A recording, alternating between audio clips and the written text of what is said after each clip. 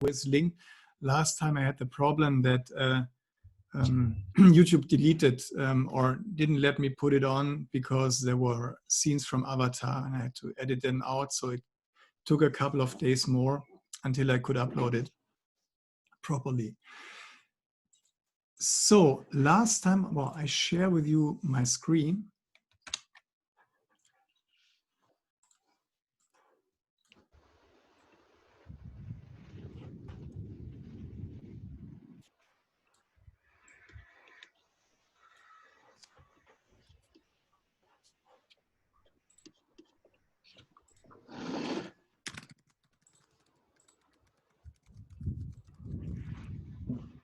Okay. So now I don't see you again anymore. And here you are again. Okay. So Sebastian, you are new. Just that you know, if you have questions, don't hesitate just to ask, okay? Just ask. All right. Okay, cool. So this is, most of you already know it, this open format content development process graphic. And the last two seminar parts we had have been more here in this question of mythologic content. And today we go into the basics of storytelling that it had nothing to do with world building or just a little bit of world building, but it's more connected to then creating a format and what it means to create like a main character for a short movie and the dramaturgic basis for a 3-act or 4-act structure, or just to like tell a story. So my first question to you would be, when you remember or when you go back in your memories in the last year, what is your most liked and remembered experience you've had? One that you can share here in this group. During this year? Well, I mean, you can choose this year or last year. Perhaps last year is more easy because it's not so connected to Corona.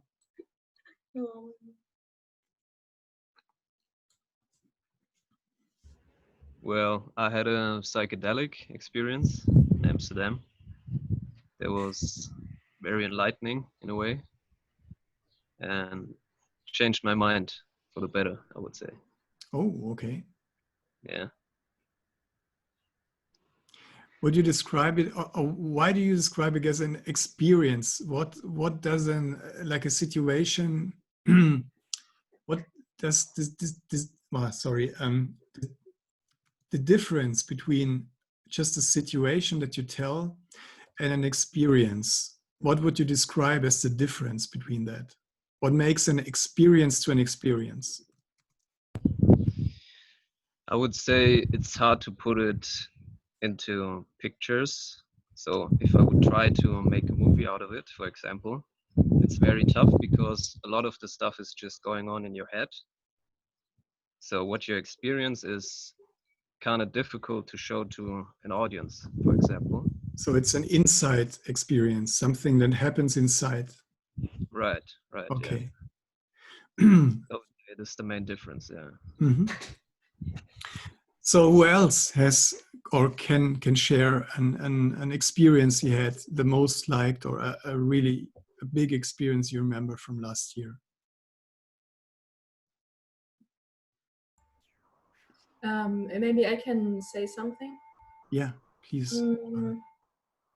I was visiting some friends of mine in Berlin, where I also used to live a few years, and I was just walking over a huge bridge alone, and I was just looking at the city, and I felt completely free and like if I had the power over my own life, like it's all in my hands. I felt really powerful somehow.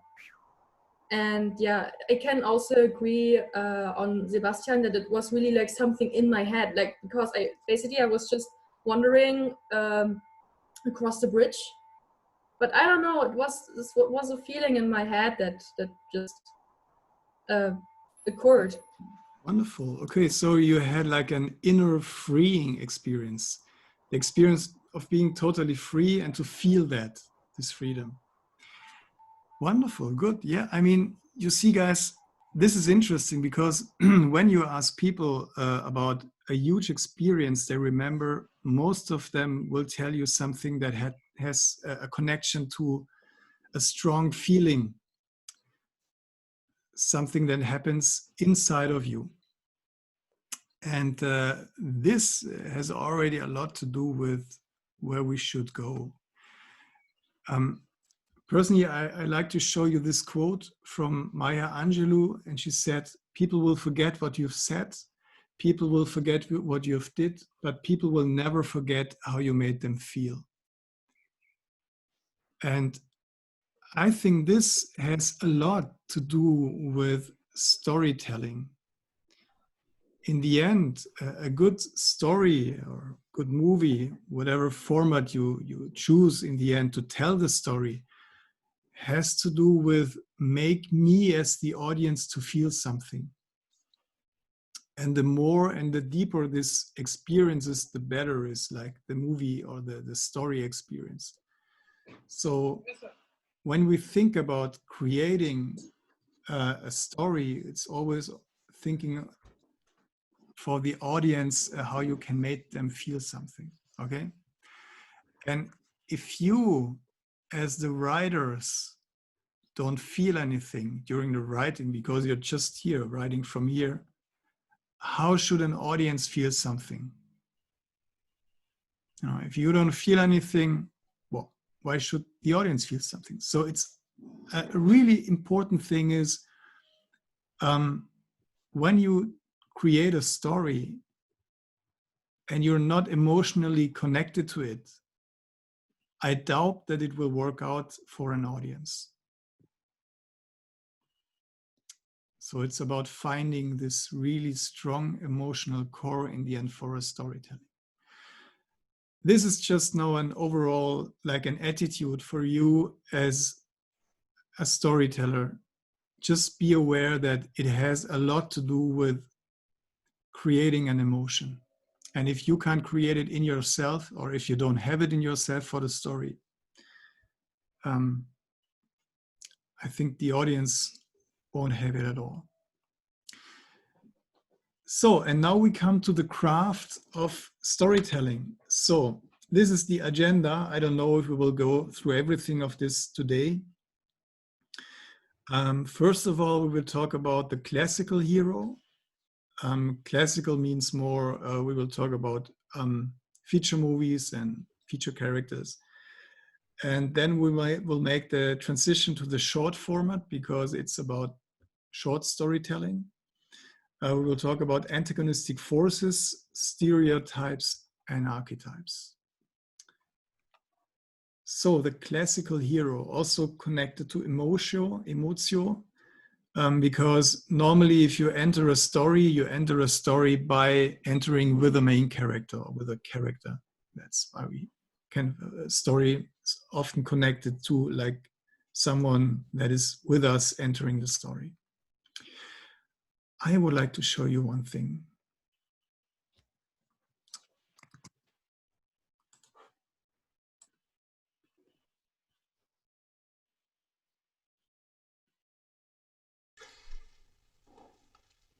I ask you to think about something not in my notes.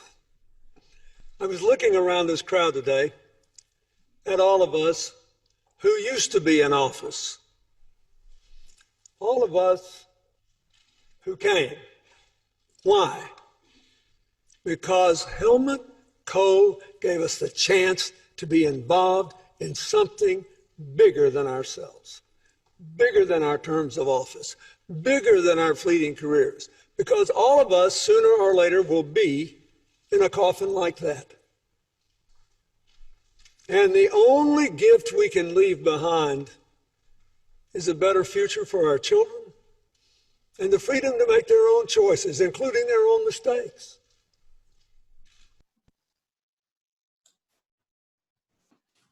Okay, just this part. This was the funeral act at the European Parliament. in Strasbourg for Helmut Kohl, the former chancellor of Germany, and it was 3 years ago. And he said something that has a lot to do with the classical hero. Perhaps you like got it already, what it has to do with. Somebody that sacrificed their own life for something larger than themselves. Yeah, perfect, Sarah. Thanks. That's it. The willingness to sacrifice for whatever bigger idea, for a country, or other people, or like a value system, an ideology, whatever. So he has a vision, and he is like fighting for this vision. That is like one part of the hero.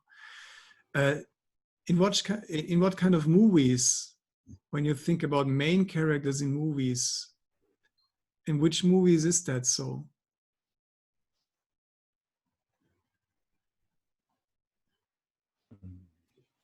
Like adventure movies or fantasy movies? Yeah, you can just name one if you have one. Yep. I mean, for example, Matrix. Yeah. Okay. Perfect. So Neo is willing to give his life for like defending an idea, or like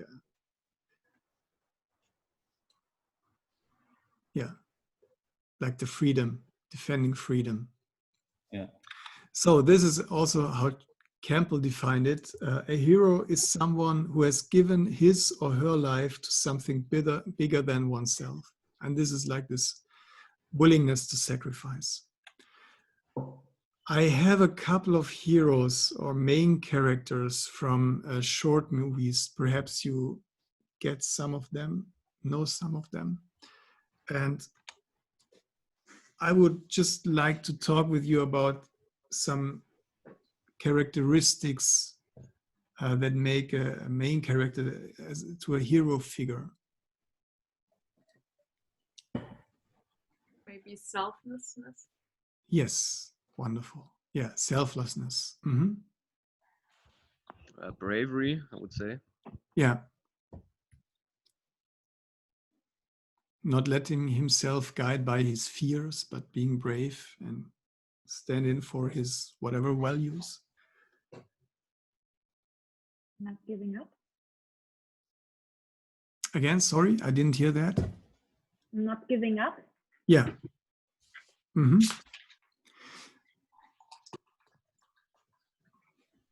Also inspiring others. And help or save the others. Again, Jenny?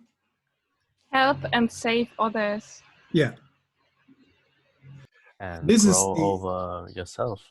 I Yeah, think as- also that important one. I mean, this developing of a character from someone who has the feeling he's like everyone else, and then developing and evolving. Mm-hmm. This, what Jenny said, this ability to care is also an important aspect of a main character. What makes him also sympathetic for the audience.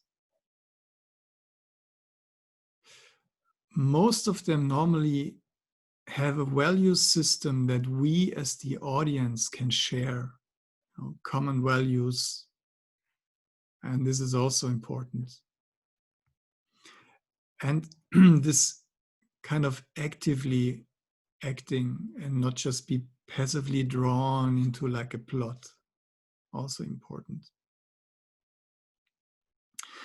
And most of the heroes also have a background wound that you feel at the beginning of the movie or the story, that there is something there is a suffer in their characters, in their personalities, and we are perhaps as the audience more aware of it, or we feel something, that there is something, and there is this outer process. I mean, you remember now when you look at this mythology thing,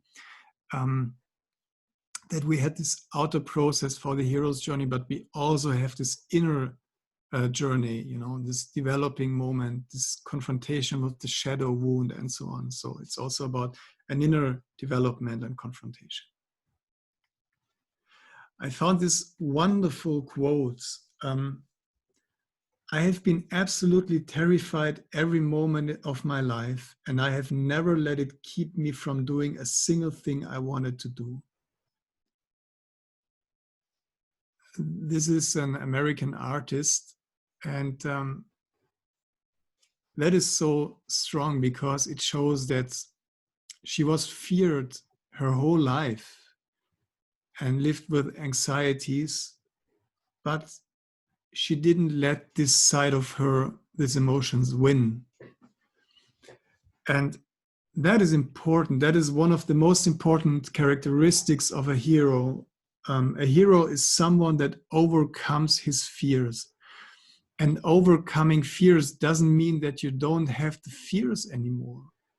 You know, can still have the fears, but it's the question if you let yourself go by the fears or if you just act against the fears. Bravery. That's it. Really important. Okay. This is like a self-experience. So if you have time, guys, you know, and if you want, there are, for me, this is really an interesting experience to check. Do you know the series Columbo?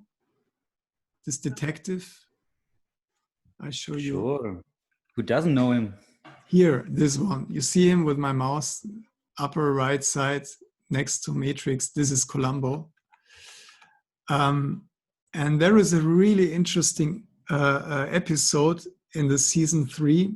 It's called The Swan Song. It's with in the series is also Johnny Cash as the antagonistic force playing. So if you like Johnny Cash, it's really interesting to see Johnny Cash as an actor. And if you compare the ending of this Columbo episode and the ending of James Bond Spectre, just if you have time, have a look at it and we can discuss that. Okay, and I have the question in that, who's, in your opinion, the stronger hero figure and why? Okay, so the main character has a lot to do with also value systems and like his attitude of acting. And I would like to watch now with you 2 film trailers. It's one film, the same film, but there is a German version of the film and a German trailer and an international version, an English version, and they're a little bit differently edited. And I know for those who are not German speaking, it's now a little bit difficult, but I couldn't find a better example here. So perhaps you can just follow by the actions what it's about, and then you will later have a look at the English version. And they're a little bit slightly different. Okay, let's have a look.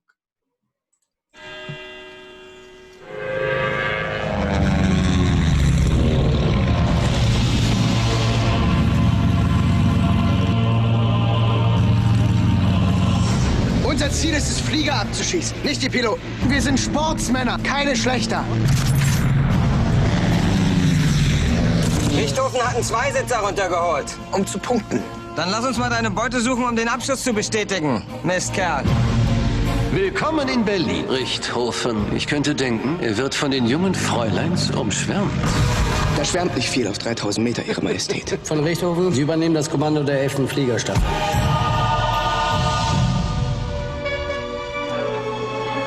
Herr Leutnant? Der Name ist von Richthofen. Ich kenne Ihren Namen. Allerorts denkt man sich so merkwürdige Namen für Sie aus. Le Diable Rouge oder der Rote Baron. Woher kommt das? Ich verstehe. Stellen Sie sich vor, Sie wären dort oben, wie ein Falke. Und Sie sehen nach unten. Der Wind bläst Ihnen um die Ohren. Der Geruch und die Geräusche von Motoren. Dort oben können Sie sich fallen lassen. Ich träumte schon als kleiner Junge davon. Aber das Beste daran ist der Kampf. Es ist wie ein Match, es ist wie Sport. Tennis bringt einen nicht um. Sind wir nicht hier, um uns gegenseitig zu erschießen? Stimmt. Bis bald. Verstehen Sie mich nicht falsch, aber lieber nicht. Also bleiben Sie an dieser Krankenschwester dran. Ich glaube, die sind Sie verschossen. Wie kommen Sie denn darauf? Die hat Sie wochenlang verflucht.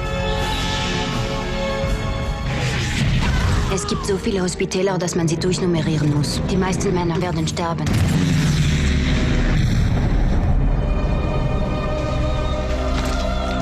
Willkommen zu Hause, mein Sohn. Ich sehe, dass wir unsere Welt in ein Schlachthaus verwandelt haben. Und ich habe schon viel zu viel dazu beigetragen. Er braucht einen Arzt! Da braucht ein Priester. Du bist mein größter Sieg.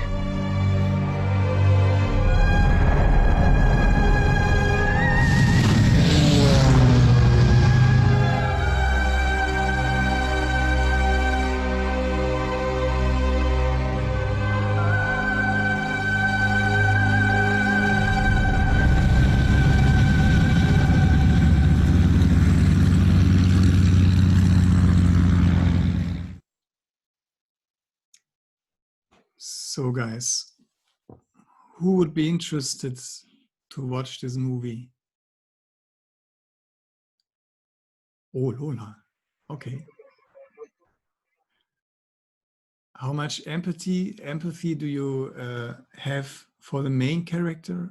What do you think? Hard to say. I guess he's going through big changes, because in the beginning he's like, the best of it is fighting and so on, where I guess people can't really relate to his way of thinking, but in the end he's like, we did way too much in this, and yeah, so viel dazu beigetragen. And I think there's a big change of his values throughout the movie. That's why I think it's interesting. Mm-hmm. And guys, for the rest, for the others, how do you feel? I mean, it wasn't really new, I guess. I think it just like showed like one pilot who's kind of like following what I don't know, just like it didn't like really feel personal to him, like, you know, what he's doing.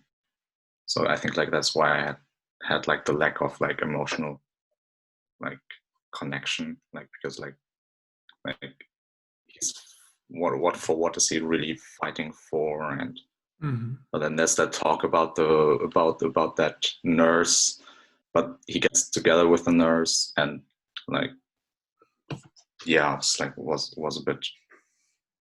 a lot of things that the trailer showed, so kind of. And you think it was not confusing, really clear what his attitude or value system? Sarah did like this, so she, in a way, she agreed with something. Yeah, you can just like see it like just a little bit, but I don't know, just like it confused me more. Like it didn't have like a real like direction of like where to, like what this movie is actually about, and showed me, I guess, a bit too much. For me, it was the same. I mean, I felt the same. Like it's difficult to feel empathy towards the character if you don't get what is he gonna do. So, like, I felt the same, exactly like Hugo. So, and I mean, this is one of the main weaknesses here that we have, because he's telling the guys, we're sportsmen and not soldiers. We don't kill people. We just shoot the planes. So that is weird. So what is it about? I mean, when you shoot like a plane, the person will die. So, you know, this is just not a clear thing. Let's have a look at the second version of it. This is the American version. When I became a pilot, I truly thought I'd see everything from up there. The wind blows around you, the smell of the engine, the draft of the propeller. I've dreamt of it since I was a little boy. Up there you can let yourself fall, you can climb, turn, spin. Freedom. But the best part is the chase, the fight, the hunt.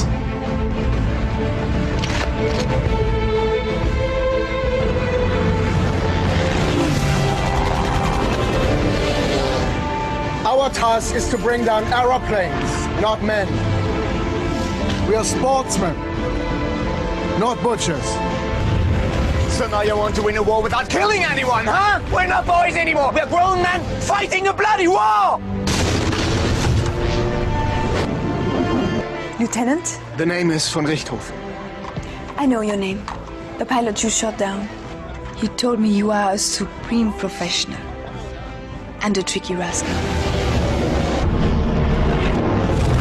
Tell me, they come up with these strange new names for you? The Diable Rouge or the Red Baron.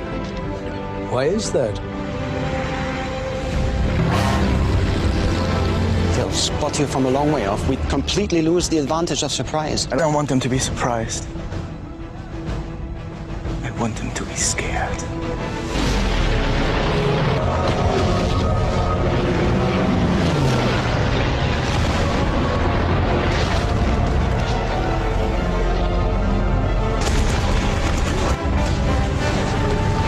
It's childish dreams that got your friend killed. I pity you. It's not a game.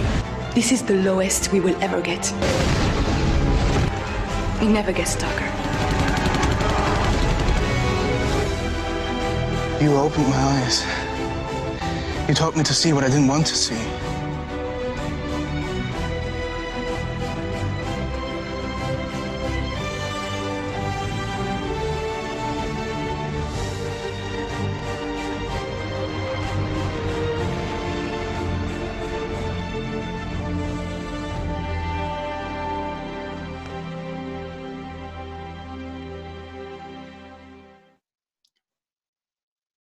So guys, second trailer.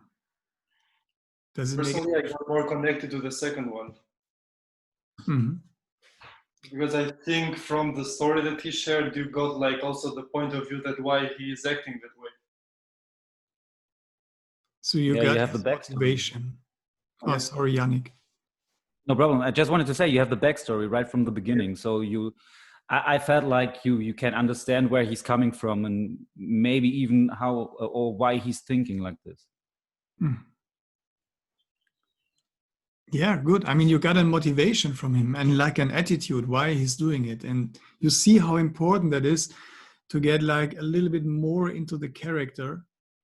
And perhaps this kind of problem, what is now the conflict and this, we are sportsmen, not butchers. And this is like, what does it mean, But here we have a little bit more background and you see that you're more, you get more into the character here in the second version. And one important thing is this one. It's not our abilities that show who we truly are, it's our choices. Do you know who said these words? Maria. Heavy words. No, it was not Einstein, it was not Jesus. It Yoda. was Dumbledore to Harry Potter. Okay. Or don't judge a man by what he says, but how he acts. Clint Eastwood. Or it's not important who you are, it's important what you do. Batu to the Major in Ghost in the Shell. Or in the end, it's not important what you think, it's only important what you do. A Monster Calls. The Tree to the Boy. So, and in the end, when you read again, what is the most successful war Bible in the world?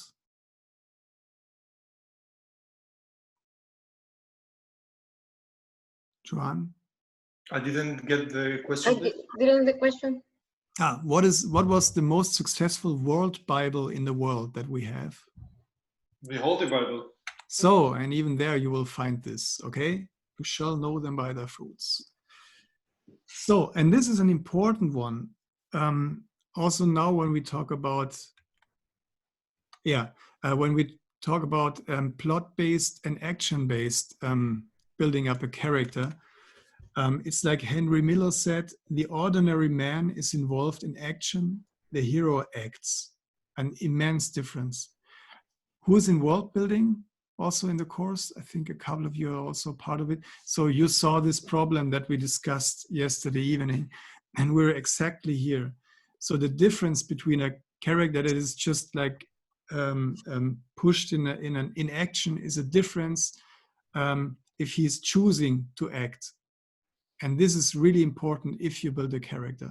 Let him actively act. And this acting forms the character. It's not what people say and talk and blah, blah, blah, you know, talking heads. It's really about what people do. For me, a good example here was with Clint Eastwood. How is it called, the movie?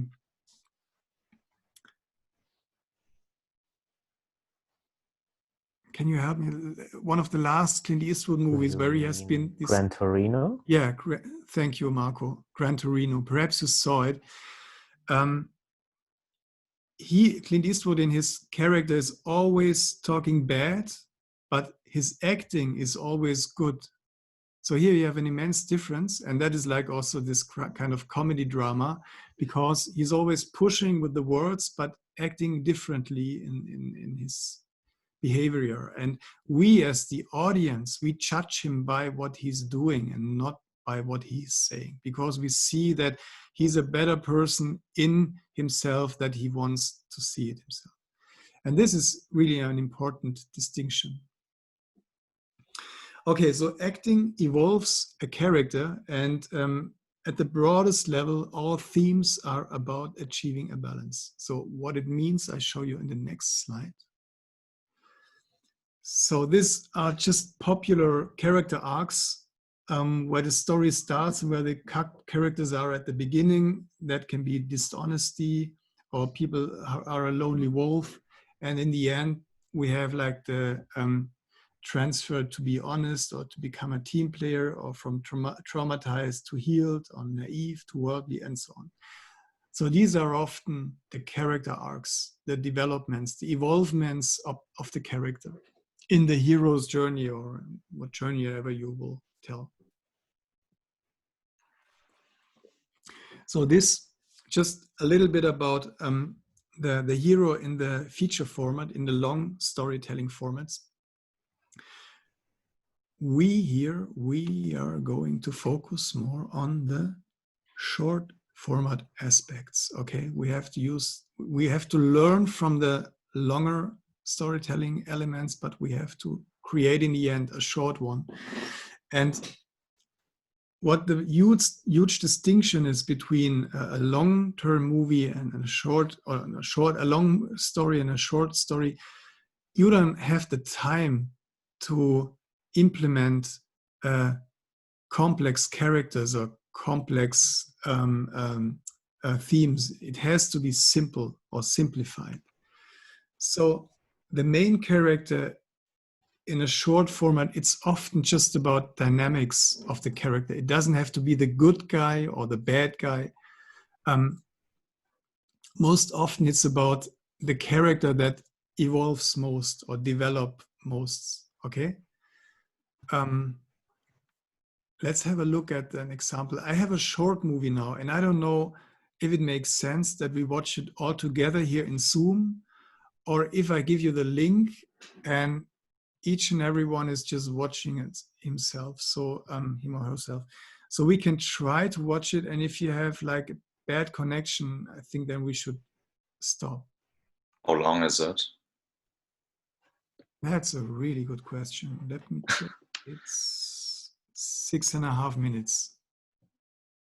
I'd rather watch it with a link. Okay. I think it's better when you share the link, because when you are playing it from your computer, it kind of stops a few seconds. Yeah, okay. So let's do that. Then I send you the link in our chat.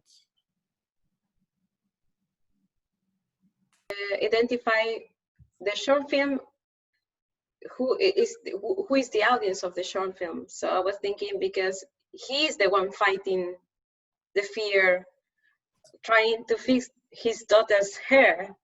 So actually the audience could be parents, especially male parents who are not so. We usually don't think that the father is the one taking care of the children's hair or the outlook, but actually, you know, I think it's the parents.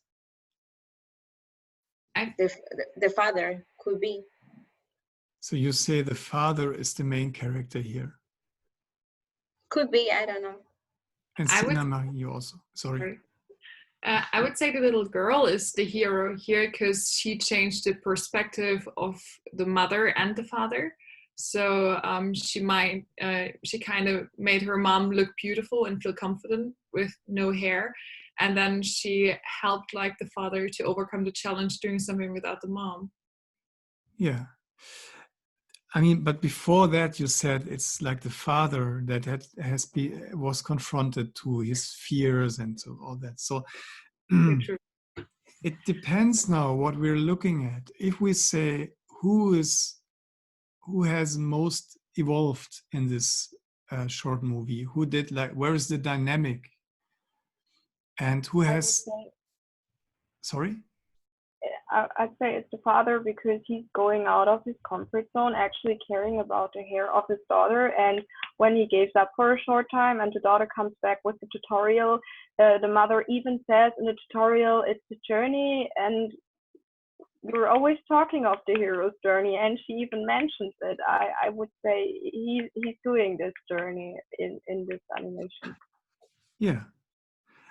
I agree. I think so that he is the main character because, I mean, he's the character that has the most dynamic in involving, and he is confronted to the fears. I mean, the outer process here is to get the hair controlled, you know, of the daughter. But in the end, the inner question is more this kind of the role to have the additional role of father and mother. I mean, here is the big question: will I fail in the role of a mom? And it's a huge question. I mean, for this kind of guy, you know, it's not only about the hair; it's also about this being also the mom for the kid.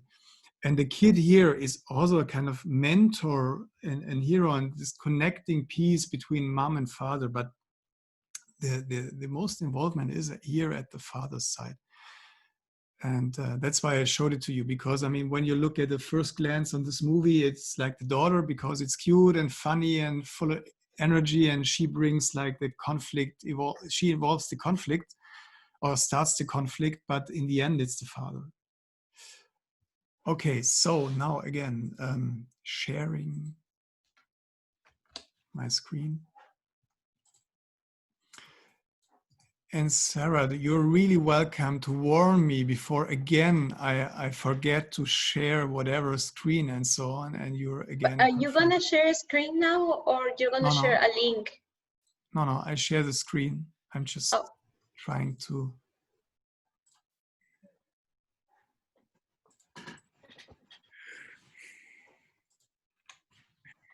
So now you should see this one.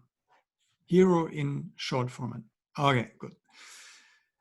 So what is about hero in short formats? What is different to the feature format? So first of all, we have less time for the introduction of characters and conflict. So in the end, it's about a simple character, a simple conflict. And what can be good is if your character has like an USP, something special that others don't have. That's something we normally see in the feature movies, like, you know, Spider-Man or Batman or whatever character. They can fail in everything in their life, but most of them have one thing they're really particularly good at. So one special characteristic can help you. And sometimes the one suffer. So that is one thing. Then we have like, I made you now a graphic. I hope it explains a lot. So outer subject is like the outer goal, the outer needs that the hero consciously wants to achieve. You know, he wants to come up the tower and to free the princess. This is like the outer goal. He wants to be the fastest runner, or, you know. So this outer goal determines the character's actions and let him become active. That is the moment where he's going into action. The inner subject is like the inner need, something that he or she really wants or is longing for. Sometimes it's like more a secret, or he's even not aware about it. And this can be by love or recognition or just satisfaction in a way. Or it's the biggest fear, something which the character really definitely doesn't want to happen to him or her. And in the end, this is exactly what will happen. And it's about overcoming the fear. Here we are again in a simple circle of the hero's journey that you can also tell in a short movie or short story, sorry. Okay, so we have outer subject, inner subject, and biggest fear. You can also say outer subject, inner theme, or inner need, okay? To make one example, when we look at this picture, that is from a Pixar movie we'll watch, I think, next week. So when you look at this picture, and who is the main character for you here? Bunny. Yeah. He is the main character. And what is his outer subject? The carrot? The carrot? Yeah, so he is just really hungry. He's starving of hunger and he wants the carrot. So we have like this outer process that brings him into action, okay? Then we have an inner subject that we will see perhaps more in the movie, but we already see it here. So there is a magician on the left side in the picture. And you see that here it's about the magician and his head, okay? So it's not about the bunny at all. It's just about him and the magician. And in the end, it's about the inner need is about recognition, just to be seen. A biggest fear, we don't really have that here in the picture, but just that you get the distinction between outer subject and inner theme. The outer is more this like really also in the form what you can achieve in the outer action, and the inner is the emotional longing. A different one here, the main character here is the cow. And she has if you look at the cow and her expression, Sarah, you're smiling. Tell us about the outer subject of the cow.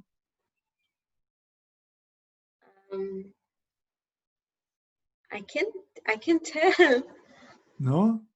No. Watch the movie already. Does that count? Yeah, you can. Yeah, just Joanna, go.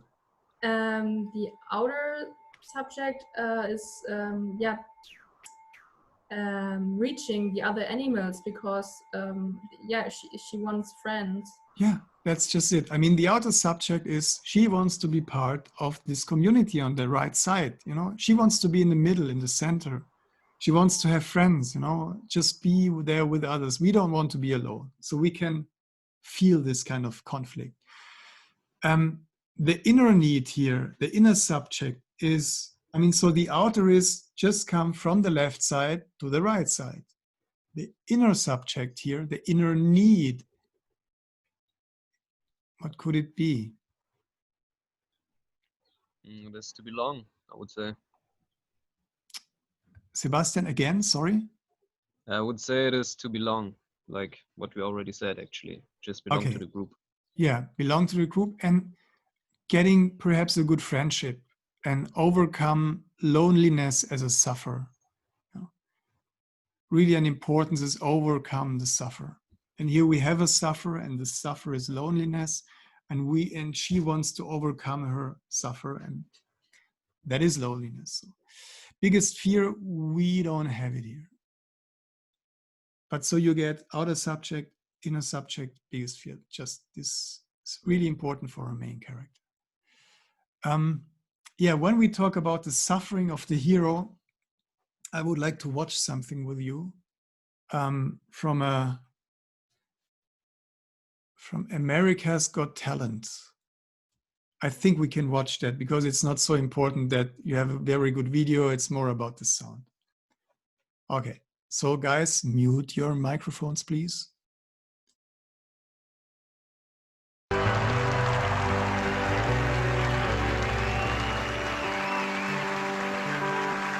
Hello.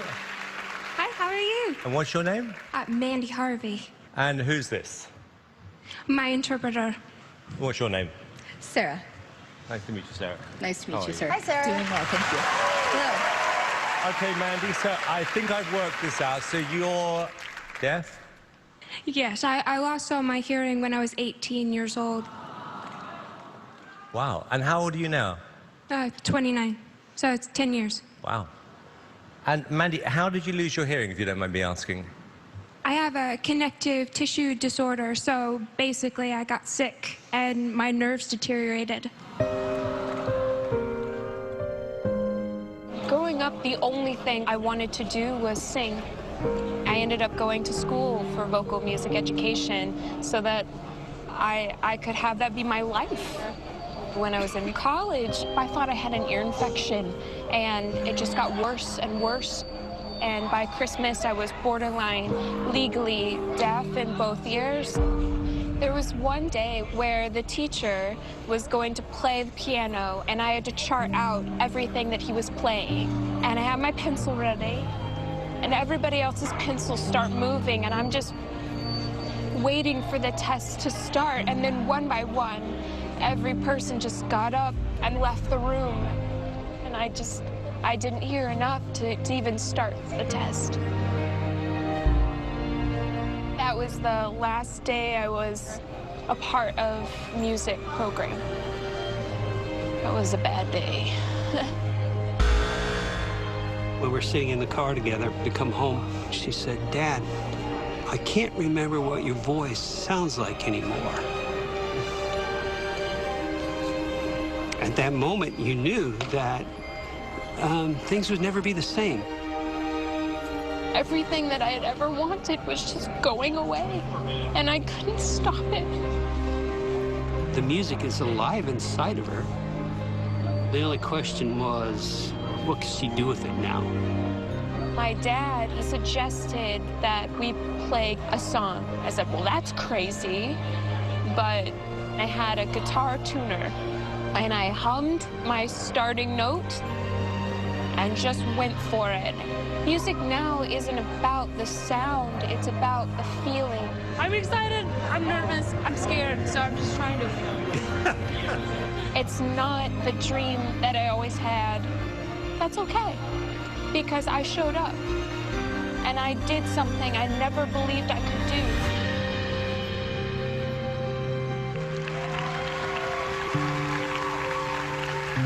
So you were singing before you lost your hearing? Yeah, I've been singing since I was 4. So I left music after I lost my hearing, and then figured out how to get back into singing with muscle memory, using visual tuners, and trusting my pitch.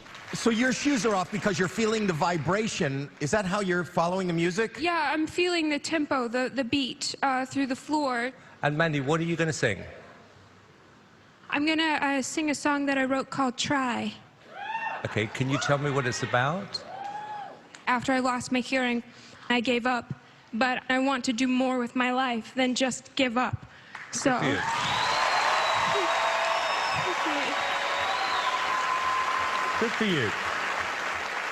Okay, well, look, this is your moment, and good luck. Okay.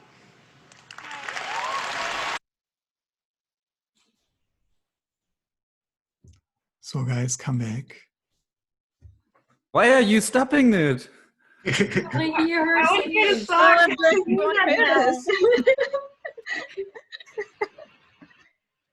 Can we listen to the song? Are you suffering? Please. Come on, most of us cried now because of this beautiful story. Yeah. We need to have a reward. We need a reward. That's good. Yeah, but guys, I would really like to talk with you about, I mean, now what I see, when I look at these faces now, I see that you're really connecting to her. And when I asked you, I mean, between 1 and 100, how much connection and empathy did you have with her here? 80. 89. Like 90? 90? Yeah. Like Very high. And so, and it looks like you were really also emotionally connected to her in a really strong way. You really suffered with her. Is that true? A little bit? Yeah. Yes, of course. Sarah suffered with Probably, her. I saw yes. Sarah. Yeah. Sarah was really like, but it's good. It shows empathy. So I think the story is really touching by itself, but all the music and the choice they wore, the words they choose and everything is too much. It's like too much fake, but the story by itself is very impactful. Is enough, I think. okay. These are nuances in the mood, how they did it. But when we talk about now, really, let's talk about, we have a main character here. And this character has like an outer goal and an inner need, let's say. And there is like an antagonistic force. We have a mentor, we have a sufferer. So when we just distinguish now all the elements that we saw here, why we are now so emotionally connected, most of us. So let's talk about what is the what happened. What is the antagonistic force here in her life? That she got death. Yeah. So she got death, and her outer goal is music. I yeah. mean, she wanted to dedicate her life to music. Yes. And her inner goal, the emotional one. So she never gave up, and she found a way to still dedicate her life to music, but in a different way. She never imagined that she would do it that way, I guess. Yeah, perfect, Sarah. And you see, this is one aspect. And the other one is what she also said is, I mean, one is this reconnection to music, but then it's also about to reconnect to society and community, because she felt like being totally alone in herself, you know, this death and so isolated. And now it's like she wants to find also a way to reconnect. So this coming back into the circle of the communities. And we have a mentor here also. The father? Yeah, exactly. The father who said, now let's play a song. You're deaf. We give a shit on it. We play a song. Get your guitar. You know, this is like, yeah, we have a mentor. So, and you all, I mean, we were all now really suffering with her. So what we have here is this weakness, this suffer. And what we now care about as the audience is how she will overcome her weakness, how she will overcome her suffer. That's what we want to see her. That's why you said, don't stop, we want to see her sing, okay? Because you want to see now her overcome the suffer. And this is one of the most important things in storytelling. This comes now, this is an instrument from John Truby. He said, what we really care about is not about a long story, what a life story of a character. It's about there is a weakness and a suffer, and we as the audience, we want to see this character overcome his suffer and weakness. And there it is a wonderful example for. And guys, if you want, I give you the link, you can watch the rest. And I mean, we could watch it, but for me, it's more important that we, you know, come further today because we are already shortage of time and so on. So Sarah, please don't be mad with me when I say, and Jenny, I can give you the link later. It's really nice. I cried when I listened to the song. That's why I don't want to watch it with you, to be honest. I already heard. She sings very well. It's amazing how she sings. I have the link. Thank you, Diogo. But did you cry? Be honest. I have empathy. Okay. I have empathy because I'm also a musician, and also it's very. I can imagine this situation because it's very touchy. But as I told you, it was too much. Like. Yeah, I know. I mean, here we are in pop cultural TV, but we have to just. It's about the mechanics, okay? That's why we watch it. So second one, guys. Again, let's have a look. Please all mute your microphones.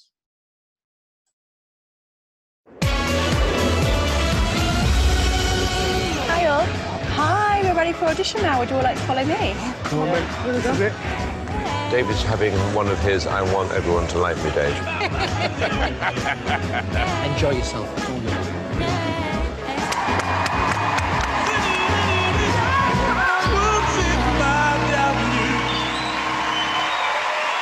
Hello there. Hello. What's your name? My name's Kyle Tomlinson. Nice to meet you, Kyle. Nice to meet you too. Where are you from, my darling? Sheffield. Sheffield. And how old are you? I'm 15. Okay, Kyle, so tell us a little bit about yourself. Well, I'm sorry, I'm really nervous. I can tell, that's okay. Take your time. It's all right. Well, I came a couple of years ago and I got told to get a singing teacher and... Who told you that? David? Yeah. Me? Oh, okay. That doesn't sound like the kind of sensible thing I'd say. Was it said quite harshly? Yeah. Really? And Kyle, how old were you when he said that to you? 12. Oh. 12? Unbelievable. Boo! Yeah, boo, boo, boo. Well, I'm shocked. So presumably for the last couple of years you've been working with a teacher? Yeah. And you're feeling more confident now? Yeah. Yeah? Yeah.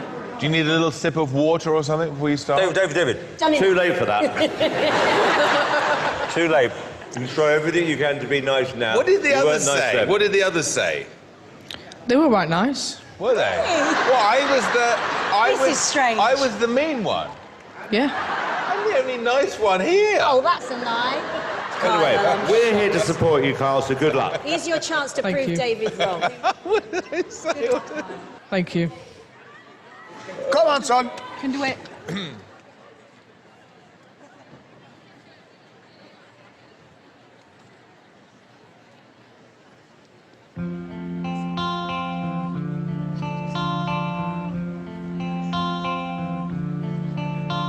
I heard there was a secret chord and David played and it pleased the Lord.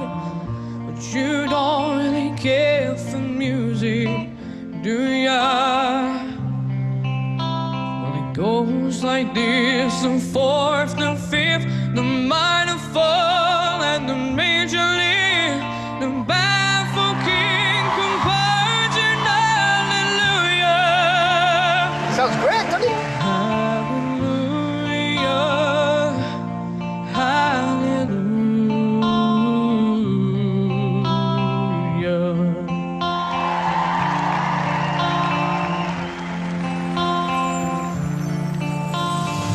Baby,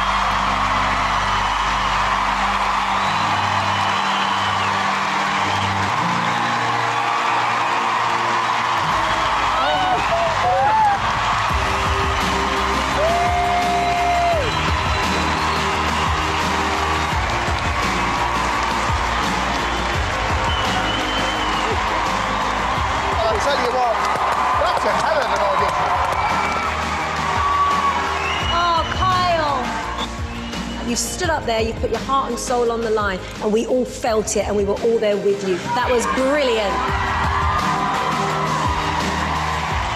You know, this just shows you, Kyle, when someone grinds you down and says, you're not good enough, you come back and look them in the eye and you go, I am good enough.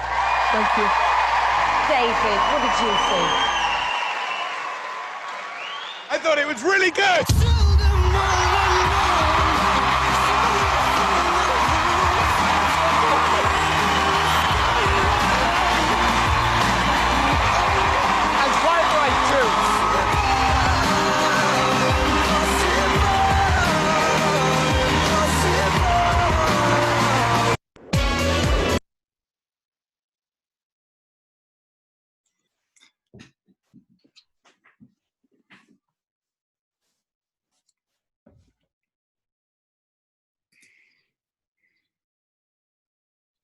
How do you feel, guys? Emotional. Yeah. You can't stop smiling. It's like contagious. You want to be so happy for him. And what do you think, what is it that we are so connected?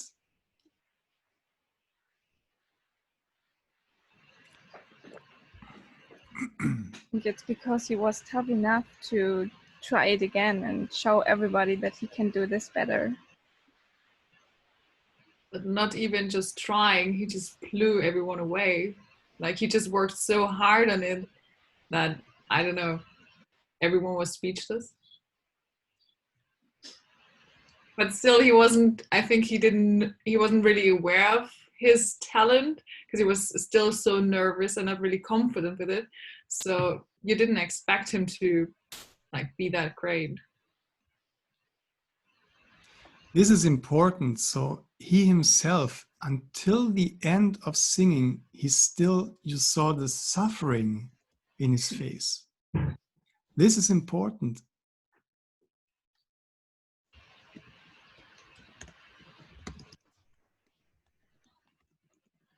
So again, when we look now at the dramaturgy, what happened here, we see this guy coming on stage, and yeah, he was quite nervous and said, yeah, I mean, I was here before, and one of them told me I have to take the lessons. And then when he was asked to whom, you remember, he pointed on him.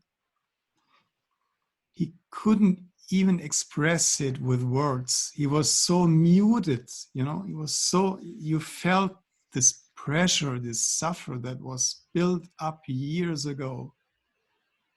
And let's say the antagonistic force here. And then it's about, again, what we see, we have to suffer. And when we distinguish now between what was here the outer goal and what was the inner need.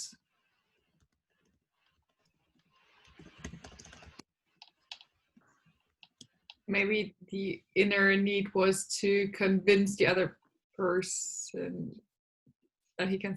No, I think I'm wrong. Sorry. No, just go for it. It's just playing a little bit. I mean, maybe the outer was that he wanted to prove to that, especially to that judge, that he could do it, that he could study or work hard on his voice and then come back years after. But the inner part is that he can prove it to himself, that he's able to go over that experience. Because, I mean, many people when we go through, I don't know, like job applications, a lot of experiences in life, we are told, no, you cannot do it, or you're not good enough at this moment, we don't need you. And then you try to prove to the other people that you are really worth it, or that you are capable to do it. But the main proof is to yourself. Yeah. And also, like, at the end, you could see how much tension fell off him. Because once, like, there were standing ovations and the judges were, like, applauding and saying, this is really good. He started crying. He just like, I mean, if not for his parents, I'm sure he would have like started sitting down on stage. He's like, I don't know. Yeah. So what we see here, that this inner need, I mean, the outer need here, the outer thing is he wants to show that he can sing, you know, singing. Outer goal, I come and I sing. And as you said, Sarah, the inner need, I mean, to prove him himself, but also to get this recognition from this whatever antagonistic force, former mentor, you know, who opened this wound. And this is important. So we have a wound here. And it's about the sufferer that came, and it's again about overcoming the sufferer. And if you see now here, I mean, he comes and he says, I want to sing, and my inner need is to overcome this wound and to get recognition. What in the end for you is stronger to connect you to the main character?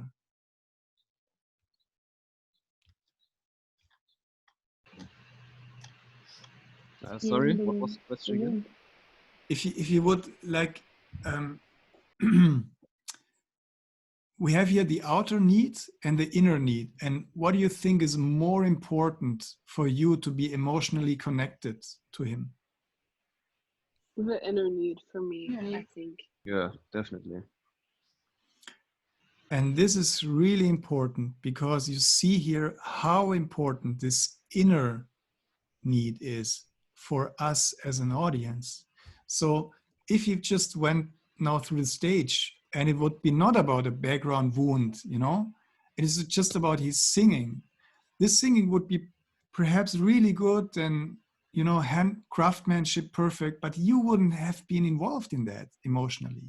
You're emotionally involved because there is a wound and a suffer. And again, we want to see him overcome the suffer.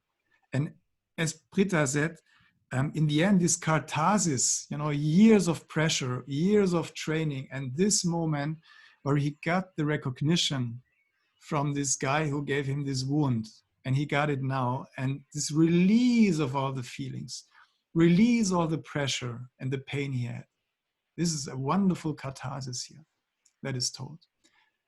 And you see the inner need, the inner goal is much stronger and more important than the outer goal, because this is the emotional journey and we want to emotionally connect. So this is again Campbell. It's the suffering that evokes the humanity of the human heart. And here we are now in John Truby. The audience wants to experience the hero overcome his great weakness. That makes us care for the character, see him overcome the suffering. This is the principle of suffering goal.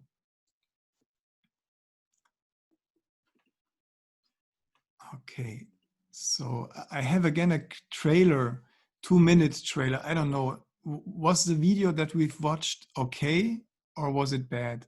Well, Sarah, you said it's okay. So let's try it. I mean, it's 1.5 or 2 minutes. So if it's bad, we can watch it again, but let's try it.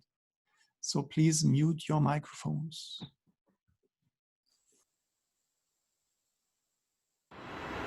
When you see El Capitan for the first time, I mean, it takes your breath away. Early in the morning, there's this one panel of the wall that illuminates first, the dawn wall. It has never been climbed until Tommy Caldwell came along. Nobody had actually considered trying it. It's like stepping off the edge of the earth. I guess the question here is, why are you doing this? I was this very fragile little kid. He didn't crawl till he was over 2. I think my dad felt the best way to prepare this kid for the world is to toughen him up a little bit. And so he took me on all the craziest climbing walls you could ever do, and he did it with a 6-year-old. By the time I was 14 or 15, there was climbs that I could do that my dad couldn't. Tommy became one of the best young climbers. And then he got invited to Kyrgyzstan to rock climb. And all of a sudden, we We're hostages. After being held captive for 6 days, 4 young Americans confront the ultimate choice: to kill or be killed. He saved our lives. But he became a different person. Ever since Kyrgyzstan, I just have this fire in me. This has always been my safe place, my way to deal with life. I was looking across at the Don Wall, the last unclimbed big swath of stone. I decided maybe that could be climbed. I needed a partner. Kevin, he was one of the best in the world. It only up about 30 feet. But everybody else thought I was crazy. At this point, I have no idea what I'm getting into. It's about to consume 6 years of my life. This is a pipe dream, man. Come on. Nothing left to do but just take a couple deep breaths. If Tommy and Kevin can actually do this, it will be, come on, the most difficult climb ever done. And it's going to go on day after day. Suddenly, the whole world was watching. And one of them stuck. It was pretty clear that that was it. I don't want to hold you back. Maybe this climb really was impossible.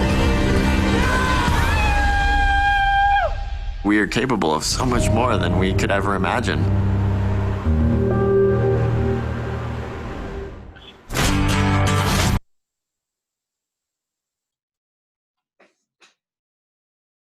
Who saw the movie?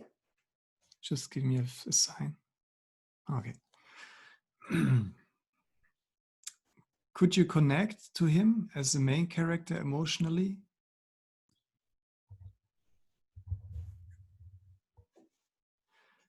And what was it that helped you to connect to him? Because the story is something completely different. His suffering is not related with his passion, like in the other stories. And it become very fake or very pointless. Mm-hmm. Good, yeah.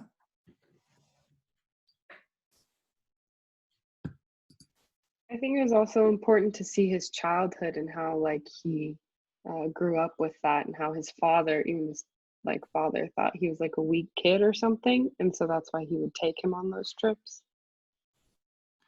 This is really important. So the father said, I mean, he was a really fragile little kid and he couldn't even crawl until the age of 2. So he was like not prepared for life. And how can I prepare my child for life? I go climbing. What an idea. Okay. So, and that's what he learned. This is for him like surviving in the world. This is my instrument. And this is where I feel comfortable is at the wall, so. And this is, and also we have this, again, outer subject in a theme here. What is the outer subject of the movie here?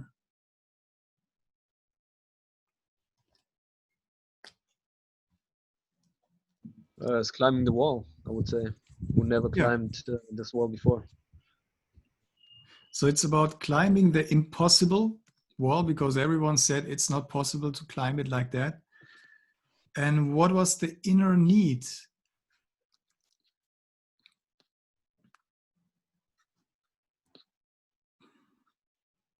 To achieve something no one else has achieved ever. That can be a part, but I think this is not that where you emotionally connect. Britta? Maybe just prove his father or like everybody else that he is not weak but strong. Maybe to make his father proud of himself. I think also the fact that he was a hostage changed a little bit the perspective he was having before, and I think I think after you are going through that experience, I think freedom doesn't taste the same. Yeah. But so maybe he just wanted to feel completely free, and just reaching something like that impossible. Yeah, wonderful said. Freedom doesn't taste like the same. Really good. And it's what you don't see here in the trailer, that he was building a home with his girlfriend. And during the building the home, he lost his thumb with a, how you say this, säge, with a, just cut the thumb off. So he had no thumb anymore. And everyone told him, now your career is over. You can't climb anymore because you need the thumb to climb. That's just it. And then his wife left him for another guy. So he built a house with her, lost his thumb, wife was gone. And then it's, you know, a maximum level of suffer. And his way of overcome a suffer was, I need something to climb, perhaps something impossible. And that was here, the dawn wall. And also in the character that we saw before with the golden buzzer, what we see here is he failed in many things and he was weak in whatever, being in a relationship or something. But the heroes where we are really connected to is a person that has one thing that he's really particularly good at. He is really good in climbing. The other one before was really good in singing. So this is also, I think, an important characteristic that we are interested to connect, or just to follow a character in a story when there is one thing that is really impressive in a way. And he has also a nice message in the end, because I mean, he had this he had to kill a man. He lost his finger. He had this losing a relationship, everything. And in the end, the message from him is the antagonistic force is not the wall. The antagonistic force is in you. We are capable of so much more, and so on. You know, it's about the antagonistic force is yourself. And this is also a wonderful message for a movie, for a story. Sorry, guys. In that case, it's a movie, but it's the story. So yeah, and this is what I already said. It's really, you can use that. I like it. I'm more into this American movie things because they really understand that you can show that your character is failing in everything, but when you have one particular thing, one thing that your character is good at, I will follow your character. And I have a couple of examples here, so of characters that fail in many ways, but they have one characteristic they're really good at. With Tony Caldwell, what we saw, I mean, he has so many weaknesses, but in the end, there is one thing. In Lord of the Ring, remember Frodo? Perhaps you saw the movie.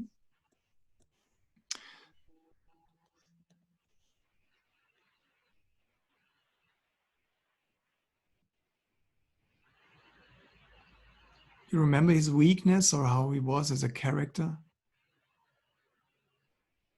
I can't remember if, oh, sorry.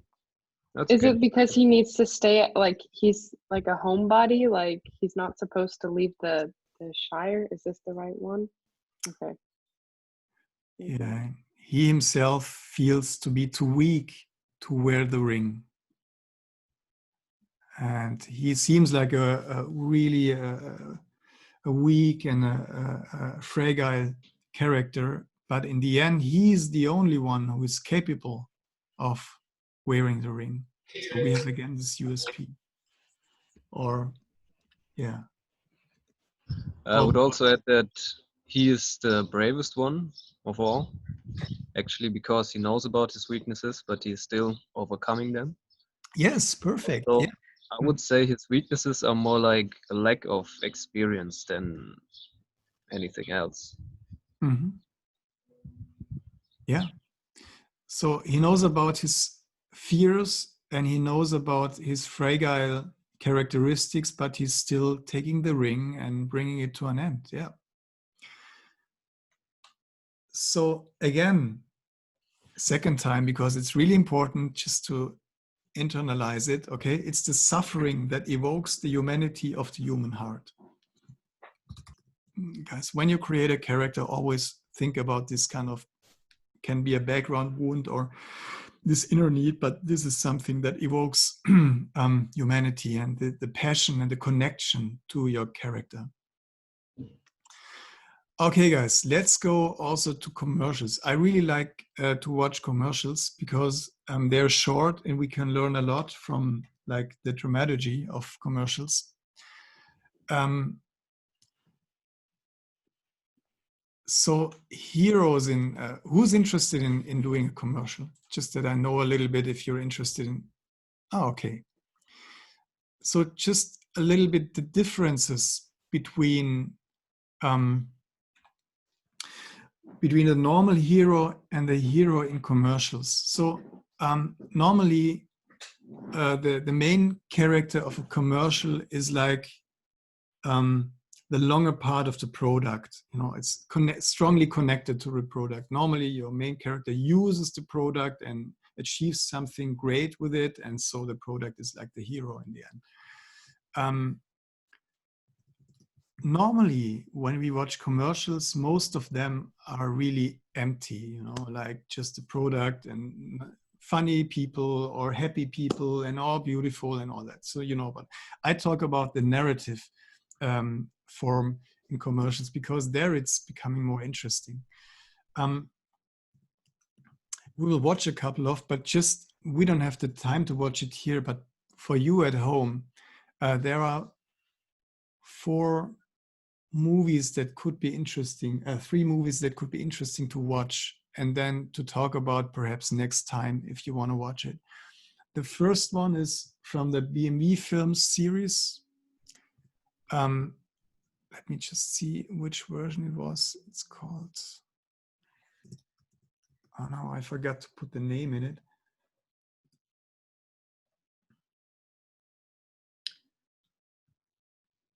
I think it's, no, I will find that out later. So I will give you at the end the links, but Drive&Seek from Mercedes, you will find it on YouTube. You will find The Other Side of the Road from Audi on YouTube. And you will also find bmwfilms.com, The Hire on YouTube. They're all on YouTube. And I will send you the links later on. Sorry that I forgot that. And then we can talk next week about it. Okay, we will watch a commercial now. Yeah. Please mute your microphones.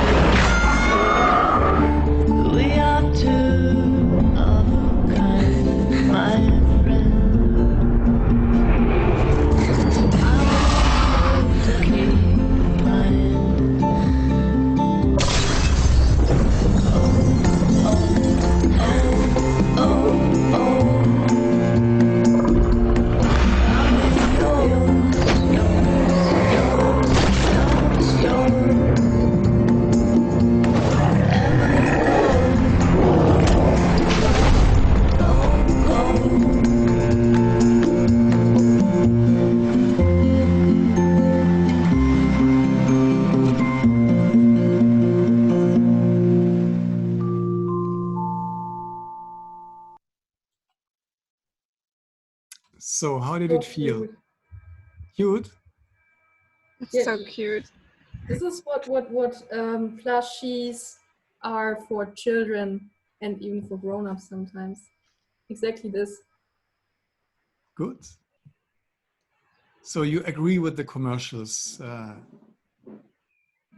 message? Yeah. So who's the hero here? Do we have a hero?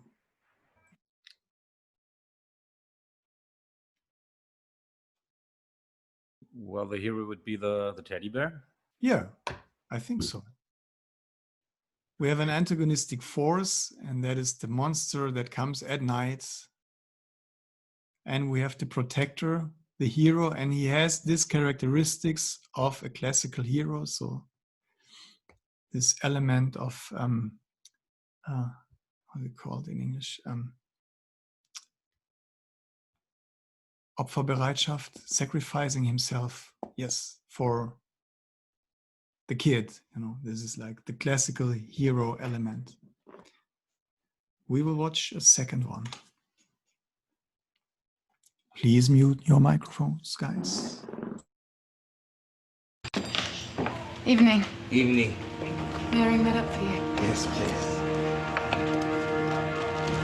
Have a good evening.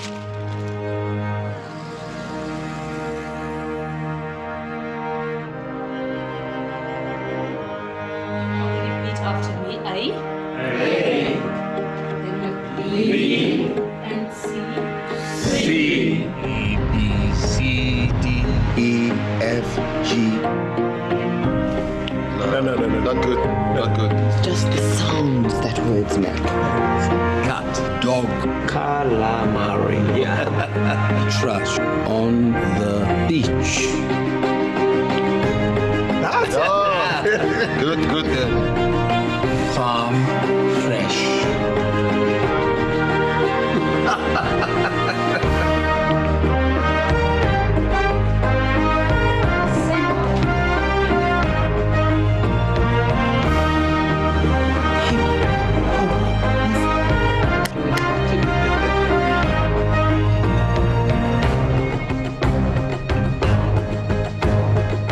My son and I mowed the grass. What's the gold star? Unbelievable!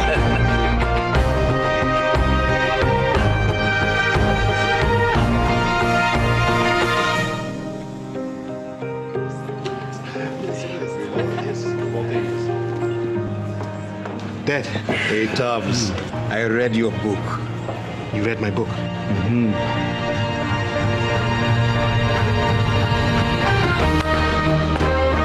Barman, give that man a belt.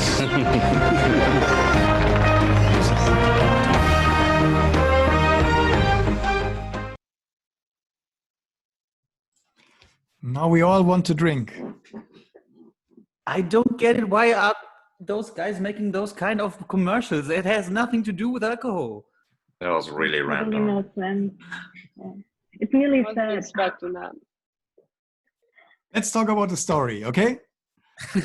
Have you been touched by it? Yeah. Yes. So homeopathic tears. Okay, that's good. So what was it here? This when we talk about outer subject in a theme. Would be reading the book. Yeah, outer subject is he wants to learn to read, to be able to read the book. And what was the inner one?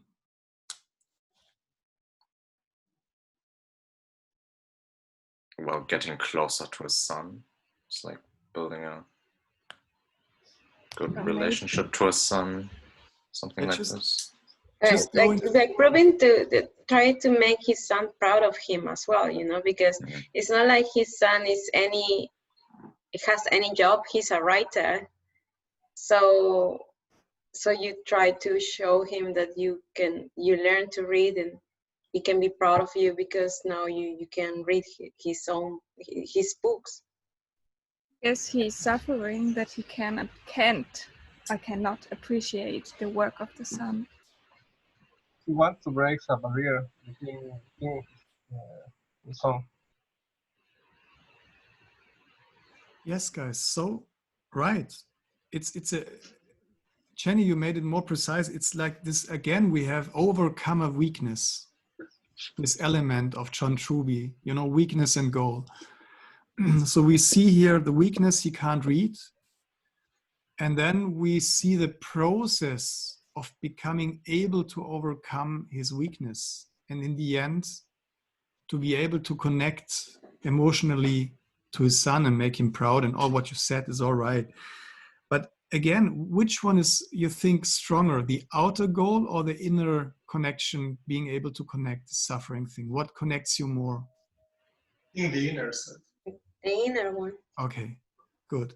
Just keep that in mind, because later when you write that, you know, oh man, I need a really strong inner core, because most of the concept lack here more. Okay, but now I think you experience in a good way that this is quite important. Okay, so let me see what else do we have. Oh, we have a wonderful one here. Guys, the next one. Do you want to have a break? 5 minutes. How is it? Bad question. Who wants a break for a minute? 5. Okay, let's have a break for 5 minutes, guys.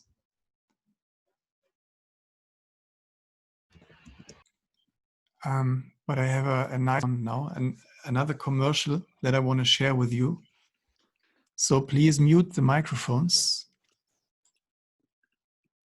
Marathon 490 BC. The greatest glory.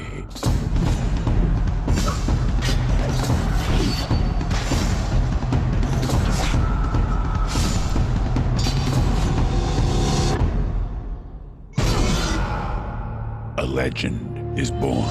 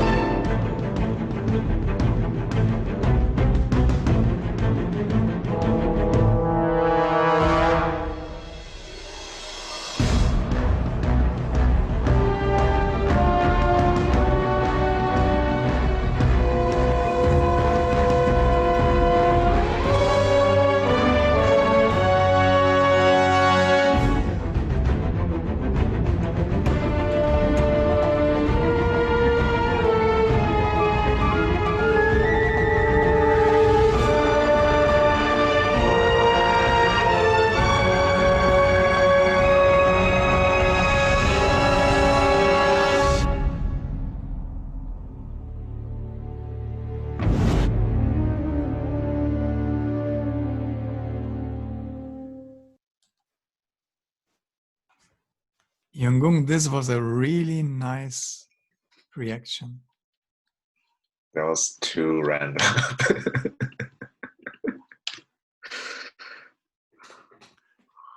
Okay, so how feelable was here the character? How much have you been involved in his whatever actions, suffer, all that? 0 is nothing and 100 is I'm so into it. 0. 0? Yes. 20? Yeah, like a 20. Okay, 20 is really nice. 20. Guys, you had a good day. So what happened here? Why is it not really working out? I mean, why is he running? I mean, why is he so stressed? I don't understand his motivation.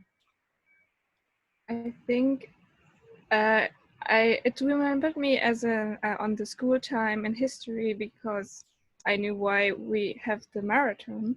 But if you don't know anything about it, you don't know why he's running. So this is really important. When you make a movie and let's say you have an audience of 100 people, how many of them should understand what is it about, your story?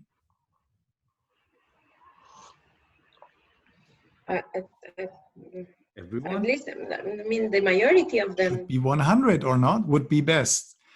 So here, like Jenny said, perhaps someone gets the idea that it's here about marathon, but who gets it? I mean, I didn't get it at the first time watching.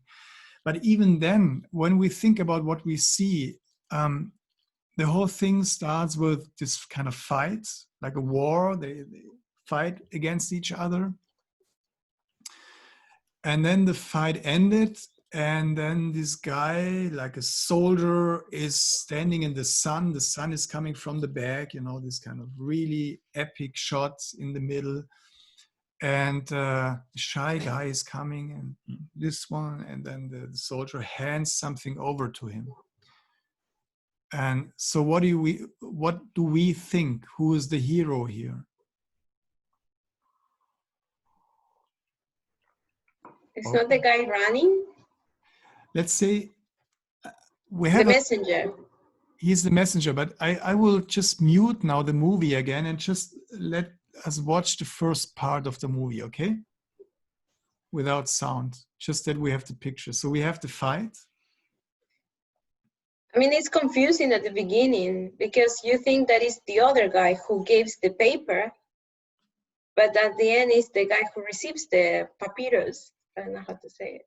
Yeah, exactly. So that's it. So we have like this fight here, and we think the hero is, I mean, here we have a hero shot, don't we? I mean, we have the sun, he gets the God rays, and he hands over something. So we think the other one is the hero, first of all. Okay, then we recognize, okay, ooh, there is someone running.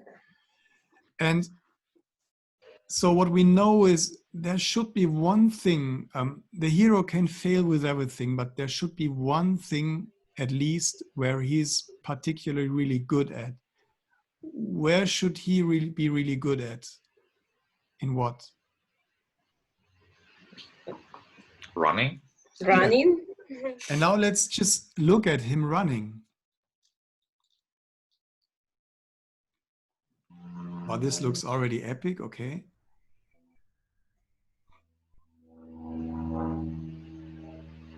Yeah, but we only see him running, so like there's like nothing else that we really like know of this guy.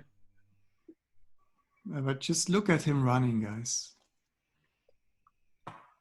It's a long, long way. Well, actually, he has a very hard time running, I would say. Okay. And so you see like, a huge sufferer, and that's why he's not so really extremely sportive running. Yeah, I would say his willpower is his strength. Yeah. But for me, it was like when I think about a James Bond movie or Bruce Willis in Die Hard, I mean, he's 2 hours just the whole time suffering, but in the end, he's still like fighting, you know. And here it's like he has to run, and he's running like, I don't know, it doesn't look really sportive for me. I don't know how you feel it. Yeah, I think in comparison with the warrior, it's worse because the warrior is is in war. It's he's fighting, and the other guy's only running, and we don't know why he's suffering. And this makes it a little bit more difficult to understand. Yeah. And like Joanna said, we ask us, what is it about? We don't know the conflict. We don't know the tragedy behind all that. We have no idea. We just see a guy running, and then in the end, he's dying. And then, okay, what is the hero here? I mean, what is the inner suffer? Is there an inner suffer for you? I mean, I think the story is cool work, but the way they present it, it's not as engaging as it could be. Maybe the mistake is the way that they present it. But what would be the story for you? I mean, I don't know, it's just because when I saw him running, I knew that he was kind of the hero because back home, I mean, in the Inca culture, we used to have the runners, and the runners are the ones who pass the message all the time. They deliver the message from city to city. And for me, the story, it's that Nike is trying to say is good. It's just the way that they say it. Because I don't see, for example, maybe if they would have like the scenography would be the Olympic place, where they used to have the first Olympics, maybe more sports related, because the way it looks like more a war or a fight related, but not a sports related. Yeah. He looks like he's suffering from his Nike shoes. That he doesn't wear. Really? Yeah. He got the wrong size. But you see here, I mean, you don't have the empathy also because there is no inner goal or inner need. It's just this character running, and we don't know why he's running, why he's having like this this suffering in the running. We have a first act. I mean, we will come next time to the 3-act structure, but here we have a first act that is totally misleading us because we think the other guy is the main character. And we don't know in the first act, what is it about? It's not explained what happens here. What is the conflict and all that. And in the end, we see a guy running and he's dying and that's it. And we have no connection to him, no empathy, because we don't know what is it about. So wonderful example to produce a commercial that will never be screened because it just doesn't work out for the audience, you know. Costs a lot of money and it's just, but you see here, perhaps you watched 300, the movie, and when you look at the beginning, this is typical. It looks like. Yeah, someone watched. Thought it would it's be very 300. referential. Yeah, that's the point. I mean, someone watched 300 and said, "Wow, I want to do this," and then, you know, something like that comes out. Okay, guys, I think we have almost no time left. Then perhaps we skip one and we will watch this guy.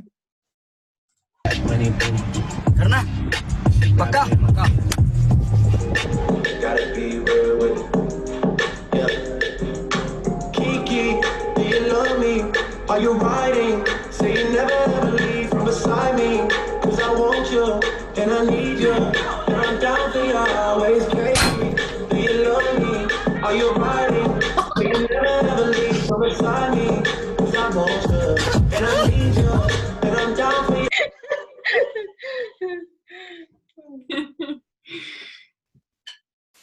So guys, why do you laugh? It was so funny. But you knew that something like that would happen. Either he crushed or the car would crush. Well,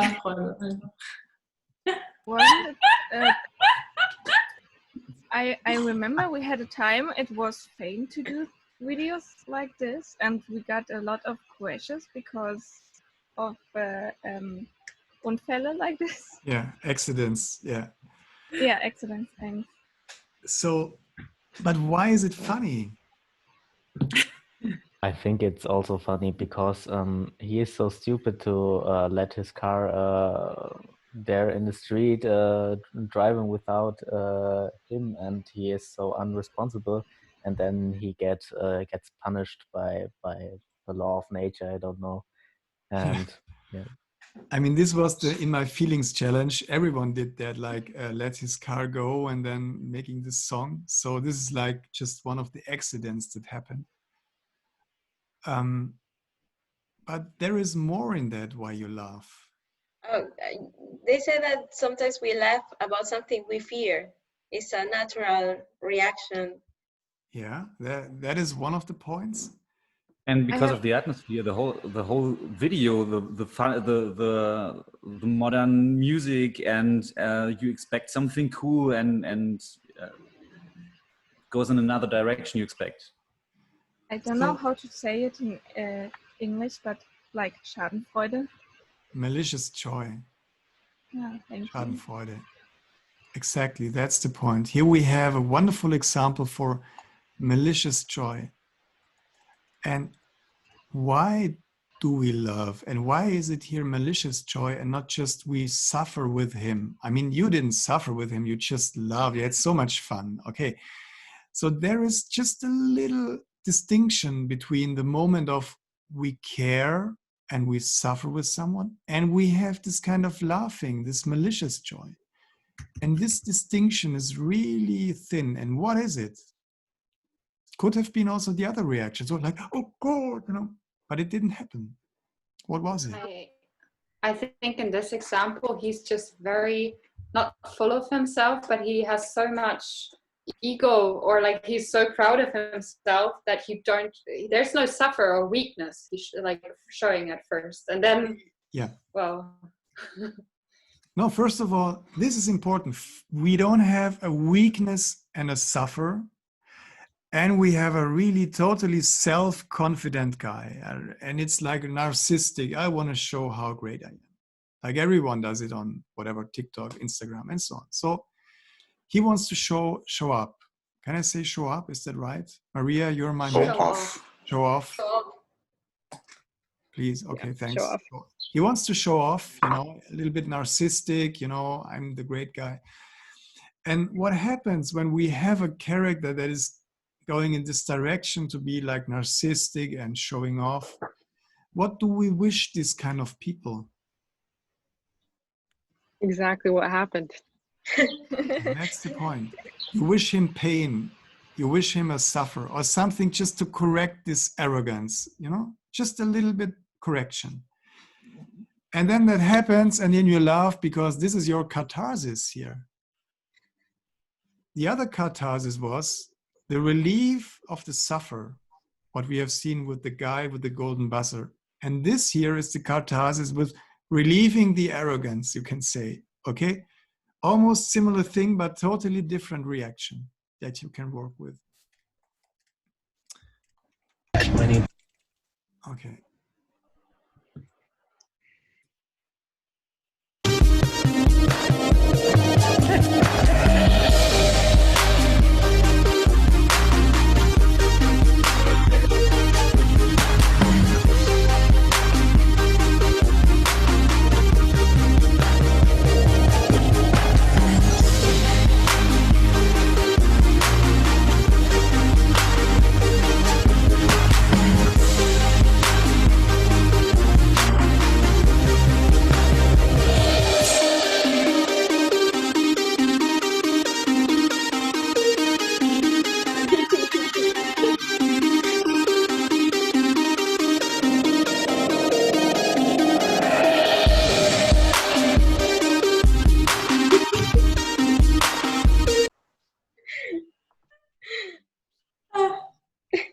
There's just nothing funnier than anyway. Oh, I just saw that my sound wasn't off. I'm sorry.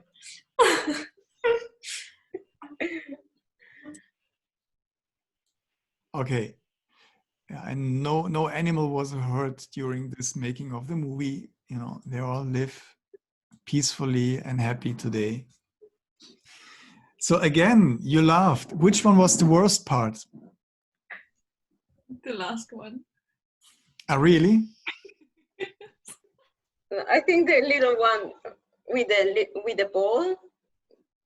The one yellow who couldn't ball, catch he had this short, yeah. because he has short legs. You mean the worst part, the most funny part, or the Yeah. worst part where you felt like? No, the most funny part where you had to laugh a lot. For me, it was also the one with the short legs and the slow motion falling. So again, why was it funny here? I mean, they really suffered. I mean, the guy with the short arm, they were really suffering, you know, about he couldn't even get it. And you just laughing about an animal. Who are you guys? Maybe because they were trying so hard, like you could just see it in their eyes, like they had all faith that they were gonna catch the ball or that they were gonna get it, but it just didn't happen. And we have again this kind of failing and suffering of failing. And then this kind of, you know, what we see that he is totally, I mean, these legs are too short. He's not able to get it. But then you have the expression of the eyes that are really this wanting, you know, and that's just funny. So again, we have this malicious joy. And yeah, we like to, I mean, I have another one, but this is just really bad. Perhaps you already know it.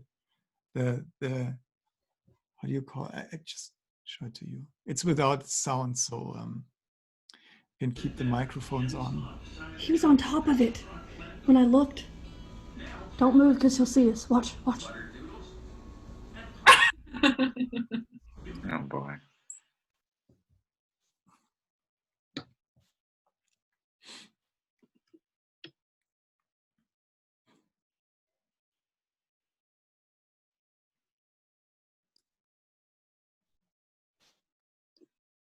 He doesn't realize it. Oh boy.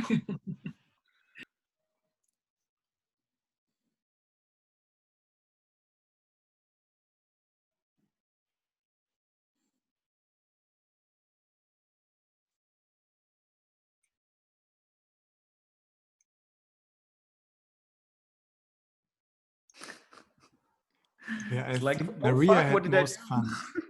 Yanni, sorry? It's like, oh fuck, what did I do? Come back to me. His face. We'll never do this again.